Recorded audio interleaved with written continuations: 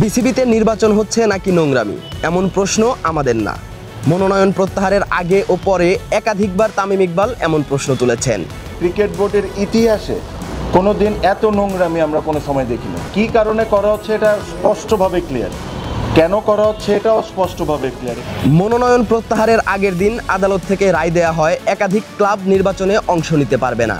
তামিম যে ক্লাবের হয়ে নির্বাচন করতে চেয়েছিলেন এর মধ্যে সেই ওল্ড ডিওএইচএস ক্লাবও ছিল। পরের দিন নির্বাচন থেকে সরে দাঁড়ান তামিম, তার সাথে মনোনয়ন প্রত্যাহার করে নেন আরও 15 জন হেভিওয়েট প্রার্থী। এই ইলেকশন বাংলাদেশ ক্রিকেট বোর্ডের জন্য একটা কালো দাগ হয়ে গেল। তাহলে আপনি বলেন যে 63 জন যদি ভোটই না দিতে আসে, এখানে যে প্রক্রিয়াতে ভোট হচ্ছে, আমি নিজে থেকেই ভোট থেকে সরে দাঁড়ালাম। এবারে নির্বাচনের আগের দিন আদালত রায় দিয়েছেন স্থগিত হওয়া ওই 15 ক্লাব নির্বাচনে অংশ নিতে পারবে। তাদের বিরুদ্ধে যে অস্বচ্ছতার অভিযোগ ছিল তা কি 4 দিনেই স্বচ্ছ হয়ে গেছে? মনোনয়ন প্রত্যাহারের আগের দিন কেন এসব ক্লাবকে নিষিদ্ধ করা হলো, আবার নির্বাচনের ঠিক আগের দিন কেন সেই নিষেধাজ্ঞা তুলে নেওয়া হলো? এসব কারণে হয়তো তামিম ও ঢাকার ক্লাব মালিকদের একাংশ বিসিবি নির্বাচনকে প্রহসন মনে করছেন। নির্বাচনে কর্তৃপক্ষই না থাকে তাহলে সেটা নির্বাচন বলা যায় না।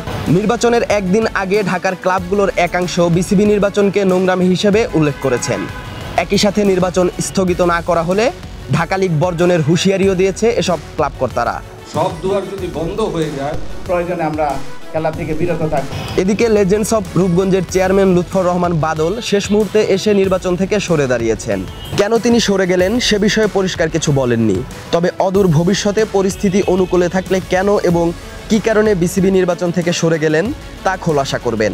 আমার এই জায়গাটা আসলে আমি চোরাবাড়ির মধ্যে ঢুকে যাচ্ছি, কনভিন্স করা হচ্ছিল যে আমি থাকি।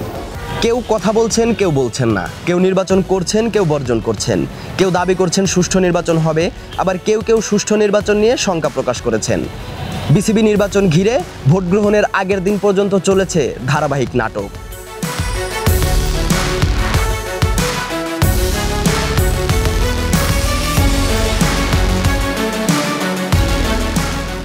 প্রথমে 50 জন, এরপর 33 জন, আর এখন বিসিবি নির্বাচনে প্রার্থী 32 জন।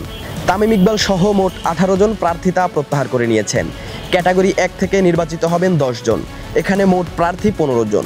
ক্যাটাগরি 2-এও একই অবস্থা, 12 পরিচালকের বিপরীতে প্রার্থী 15 জন, আর ক্যাটাগরি 3-এ 1 আসনের বিপরীতে প্রার্থী 2 জন। বিসিবির ওয়েবসাইটে দেয়া তথ্য অনুযায়ী 3 ক্যাটাগরিতে 23 জন পরিচালককে নির্বাচিত করতে ভোট দেবেন 192 জন ভোটার। আর নির্বাচিত পরিচালকদের ভোটে চূড়ান্ত হবে বিসিবি সভাপতি।